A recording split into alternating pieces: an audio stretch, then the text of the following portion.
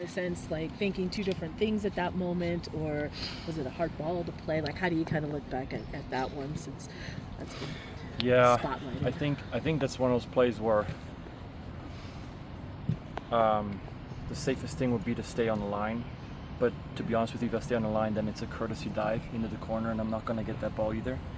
So I try to be at one step ahead of it and meet. I think it was one of their strikers who was going for a header against Obed. So I was trying to go there and get as close to that as possible, thinking he's going to get to it, and I think he tried to. He just missed the snap of it.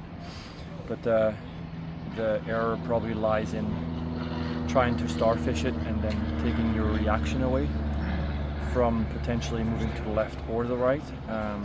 So it's like instead of being one step ahead of the play, I needed to be two steps ahead of the play.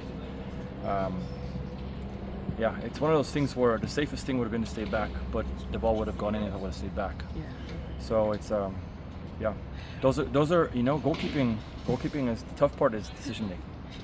It's not making saves really. It's decision making, and that's a perfect example of that. So You, it seems like a rough one to concede. Also, when it's like your first game back and Andrew's playing well, like how did that maybe add to that moment afterward? Like when you kind of thinking back to the pressure's always there. Like in fact, I've had pressure throughout my career of guys fighting for jobs and fighting for positions, and that's actually what makes players better.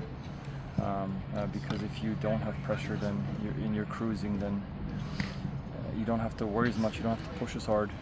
So there's a lot of things going on for me right now personally, obviously, and so that's sort of what professional athletes have to deal with, is dealing with coming back from injury, compartmentalizing certain things that happened in the past, or will happen in the future, and what's happening in the present. Sometimes people think you can show up on the weekend and just play, but there's a lot of things going on. But I'm at the same time I'm feel very fortunate to still be here playing. I'm not trying to sound dramatic, but sometimes when you have an experience like that, it puts things in perspective. That we are putting our bodies on the line, and sometimes some really ugly things can potentially happen. And so, I felt fine once I woke up again. But when you realize people around you are exceptionally serious, and you go to the ER and people are things are beeping and they're checking very, very important things, then you realize that it's pretty serious. But so I'm happy to be playing soccer, and I'm happy to see that the team do well. We're finding ourselves in good position in the league, even though we just had our streak end. And then also obviously in this tournament too, where the point is to try to win trophies, and we're setting ourselves up to be competing for trophies, which is great.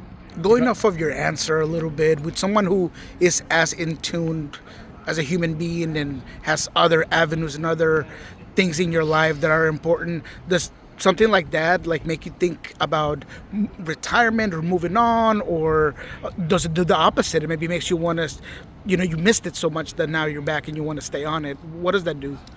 I don't think it plays into that question or answer. That's more a question of, do you think your body can still do it? Are you willing to put your body through that again every year? Yesterday just took a knuckleball that sprained two of my fingers, and you carry on and you go through, and so at some point your body gets tired of that wear and tear to the point where you just can't do it anymore. But every year is a year of ups and downs with injuries and getting through things and mental challenges and stuff like that. That those all add up, but in the end you want to. Again, we're doing all this to win trophies, right? And then you're chasing that ultimate high, and especially if you've experienced it, if you've been lucky enough to experience it before, you want to do it one more time. And so I think we have a really good locker room. We have good players, and so I would like to experience that one more time. So you just asked the question. So if you get back, do you feel like your body can still go through that for another year? Yeah, if you would ask me. What is now? It's August. If you asked me like 4 months ago, coming out of preseason, I had Achilles tendonitis in both Achilles, and every step I felt like I was going to snap. So that was like, ugh. But I'm great now, so I feel really good. But that is also, you know, we have good staff, we have dedicated staff that helps, that is willing to help players who are willing to be professional. They're willing to go above and beyond, but I also have to say the older you get, the more you have to go above and beyond. You know, I choose to live somewhat far away, in a place where mentally it's good for me, but it requires me to wake up at 5:45 every morning to make sure that I can get my treatments in the morning and be ready for training. And so that combo has allowed me to play until I'm 39. My goal is to play until I'm 40. So we got a little ways to go.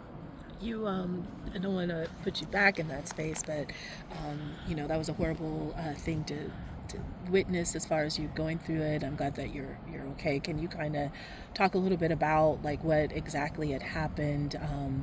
You know, because like your mother's down on the field, like it, you know, it was a very scary moment. So like what you know, what kind of happened and what did it take as far as your rehab to get back here? Yeah, I mean, it's, you know, concussions are unfortunately still a bit of an unknown, and there's no rhyme or reason to. This is what you could do to get back. Is you kind of have to really listen to your body, and also the symptoms, the same thing. You know, this one in particular, I remember everything vividly. Setting up the wall, 2-man wall, making sure on the outside we're covered. They have another guy on the inside, so I slide Christian over in case Rossi slides, just dumps it into the middle so he can step up, and then Rossi slowly walks up to take it, and it's just curtain closed, and everything's black from that point for me. And then curtains open again. Very actually very peaceful. Not so aggressive. I think the memory loss in Portland was a bit more aggressive. This one was a good 45 seconds of just nothing, and then when it opens again, the people are all hovering around you, worried and trying to take your gloves off. And I was trying to fight them, I think, to take my gloves off, which is why they thought I might have a seizure, but I didn't know why they would take my gloves off. I was trying to play a game here. Yeah. And then, yeah, you know, this is my 7th diagnosed concussion, so again with the treatments, and there's a protocol, but I think you have to. And we now, as athletes, male athletes in particular too, we have now been given the space and time to be able to be honest. I think in the past maybe that didn't exist. So you know, there's a protocol process, and hop on the bike. You know, for me it was dizzy, so I had to stay there until I wasn't dizzy. Start jogging, was dizzy. I had to stay there until I wasn't dizzy anymore. So the fact that we're able to give that the space now, I think, is what lessens the repercussions that I will face of having 7 diagnosed concussions when I'm older. You know, because I think if you have those spaced out and you can recover from all of them as best as you can, then there's probably less impact than when you come back from one and you're half back and you take a blow. I've seen teammates, you know, in Toronto that had to end their career because they came back too quickly. And it's devastating, right? So, and it affects not just soccer career, but like life. So I take that very seriously, because there's a lot of life hopefully left after soccer whenever that's done. And I'm thankful that we have good staff, and I was able to take that time as well. So the conversations like with the coaching staff, that like how did you go about communicating you were ready, and how did they go about, you know, did they hold you back at all, or was it as soon as you were ready, you were back in the field? No, I mean, obviously it's medically controlled and pushed,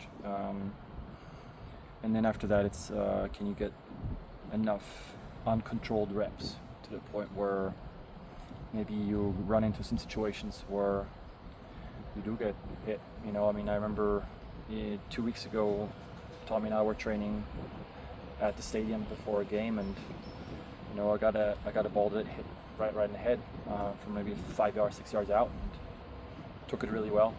You kind of need those moments. I remember with my ankle too in Toronto, you know, you have to trust. You have to learn how to trust your body again, and get into situations where you are okay. Having said that, you also want to face those moments when you yourself think you're okay, right? You don't want to just be like, oh, we'll see how it goes, and you're still concussed, because it's probably not going to end up good. So yeah, it was that, and then obviously we got Leagues Cup, and Andrew's been doing really well. So we decided Minnesota was the game to try to get back into it. I felt really good. I had a really good warm up. Tommy was like maybe too good. We sometimes dread the perfect warm up, and I don't want to say I had a perfect warm up, but Tommy was pinging balls and I was saving good balls. And then I think early on in the game there was a knuckle that came in, which was about as ugly as I could hope for, and I was really happy with how I was able to keep it in place. And then distribution we've been working on, great. Everything good until that moment where it's like a decision where you decided one way and obviously retrospectively should have been a different decision. And so, but that's part of goalkeeping. So now it's getting back out here, trying to get myself ready for the next thing, while at the same time helping my teammates and my team to get ready for the next game as well. We know the League Last Cup couple is for Steph, guys. Xander's tournament. How, I guess, weird is that, and mentally, how interesting is that for you to kind of go bench start if it ends up playing out this way, and kind of going back and forth with Andrew?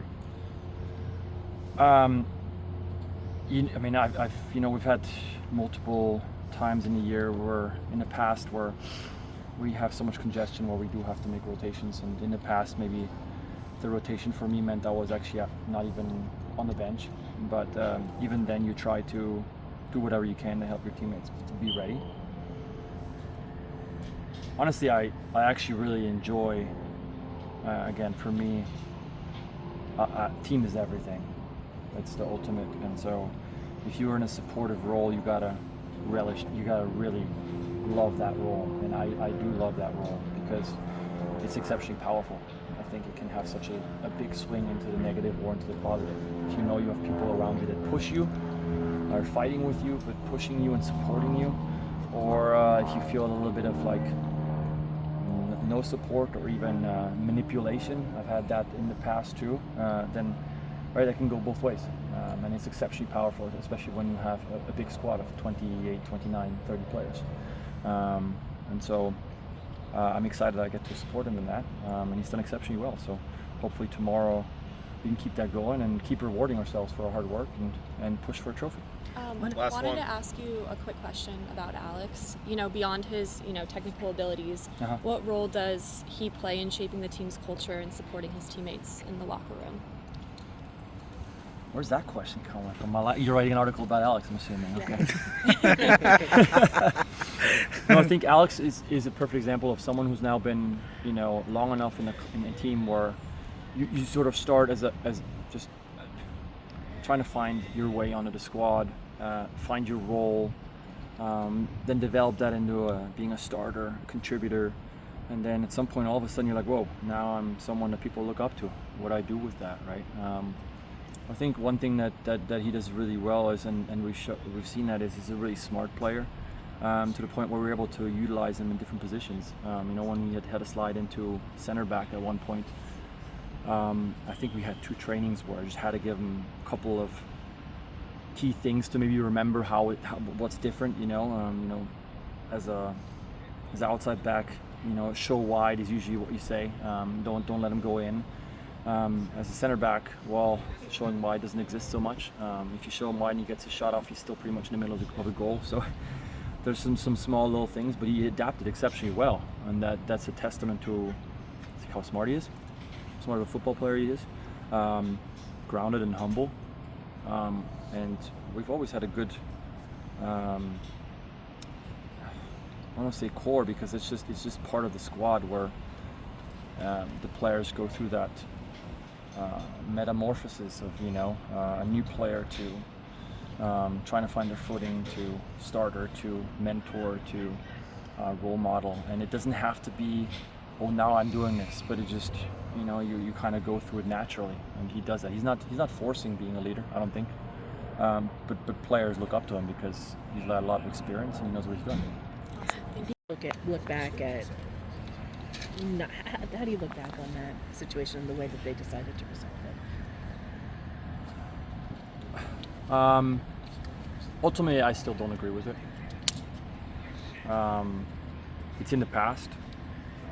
I think us players voiced their opinion, try to do it privately, then had to do it publicly, and then it finally, it was sort of dragged into the tournament.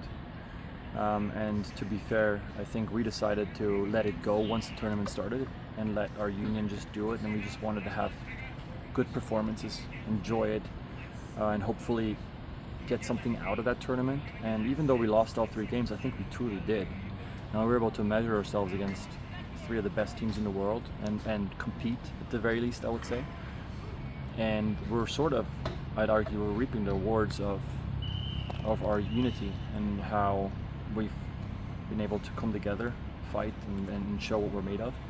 And it felt good in a tournament. Like, and now, even for me personally, I look back to the tournament, and if you're looking for a bit of confidence, you can go back to that and say, look, we played out of the back against PSG, played out of the back against Atletico Madrid, high press and stuff. So lots of positives to take from it, and yeah, I'm proud of the guys.